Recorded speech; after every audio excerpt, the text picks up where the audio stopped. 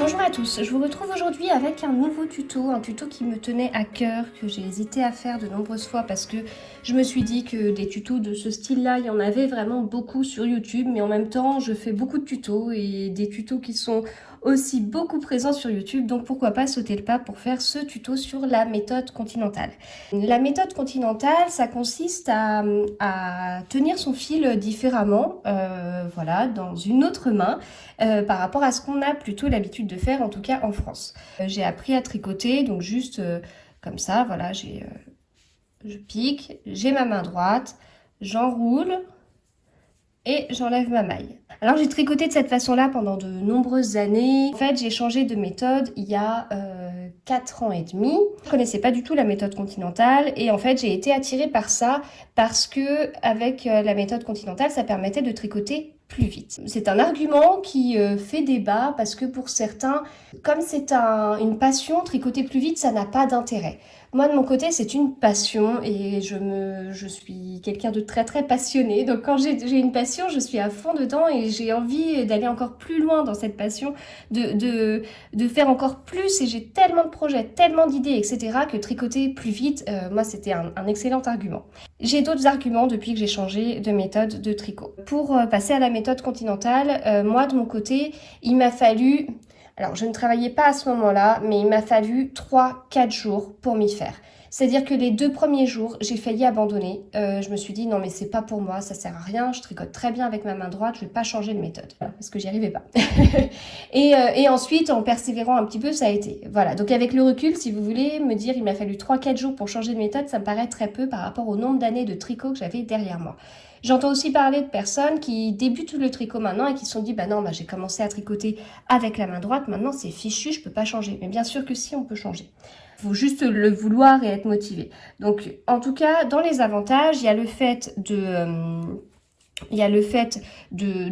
tricoter plus vite, le geste est également plus fluide et moi quand je tricotais longtemps j'avais des douleurs au niveau des épaules et là j'ai plus de douleur en fait. Je trouve qu'on retrouve ces avantages là avec la méthode continentale, avec un geste plus fluide, avec moins de douleur, avec moins de grands gestes, etc. Donc la méthode continentale ça consiste à donc, tricoter avec le fil dans sa main gauche et on va en fait enrouler ce fil autour du petit doigt. Alors au début, c'est pas facile. Hein. Enfin, voilà. Le geste n'est pas facile, mais après on le fait très rapidement. Donc, je prends mon fil, voilà, et hop, voilà, je l'enroule une fois. Et ensuite, donc vous voyez, j'ai ça, hop, je tourne ma main, je passe mon index en dessous et je ferme tout. Voilà. En fermant ici, ça me permet de maintenir la tension. En fait, de maintenir mon fil et de maintenir la tension. Donc ensuite, eh ben, en fait, on a notre fil qui est là. Qu'est-ce qu'on en fait? Donc je pique, comme pour tricoter à l'endroit, parce que je veux tricoter à l'endroit. Et hop, avec mon aiguille, je me rapproche avec mon aiguille, vous voyez, j'ai mon fil. Alors moi, je tiens mon index très très près de mes aiguilles. Et hop, avec l'aiguille, je viens récupérer ma maille. Vous voyez, je pique, j'agrandis ma maille et avec l'aiguille, hop, je rattrape le fil. Petit à petit, quand donc j'ai découvert la méthode continentale, j'ai eu du mal pendant 4 jours, puis je m'y suis adaptée, puis j'ai trouvé ça génial. Et puis après, j'adorais tricoter du jersey au kilomètre, faire des pulls en rond, tout en jersey, c'était génial parce que j'allais super super vite. Et à un moment donné, j'ai été confrontée à un autre souci qui est la tension. Et en fait, je voyais que petit à petit, plus je me détendais et plus je tricotais lâche et plus ça me posait de gros soucis au niveau de mes tricots parce que j'obtenais des échantillons mais tellement, tellement différents de ce qui était attendu. J'étais obligée pour obtenir des échantillons comme il fallait, j'étais obligée d'aller changer mes numéros d'aiguille mais à un point incroyable. Et en parallèle de changer de taille, enfin ça allait plus du tout, j'arrivais à un point critique. Donc j'avais ce problème-là, à ce moment-là je faisais des podcasts, etc.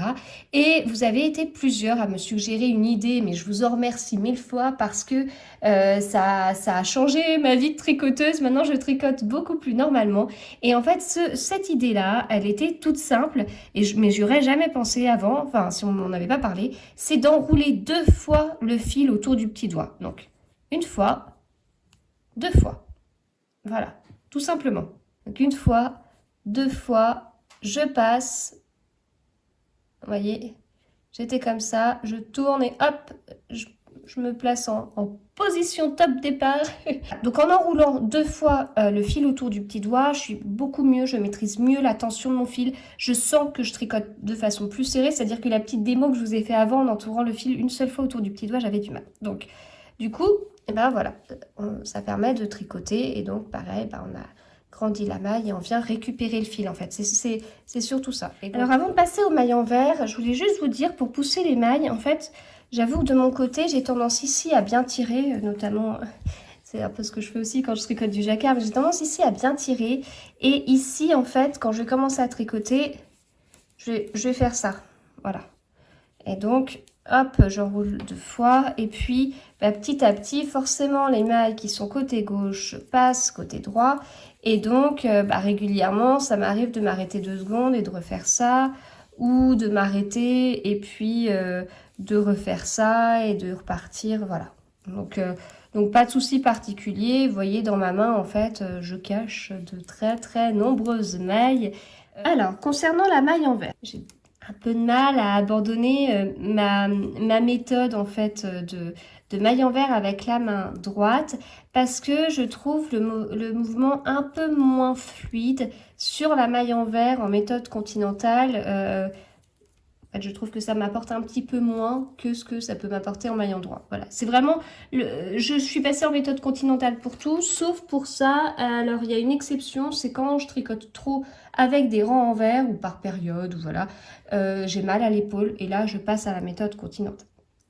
Donc, méthode continentale, maille en vert. J'enroule mon fil, voilà.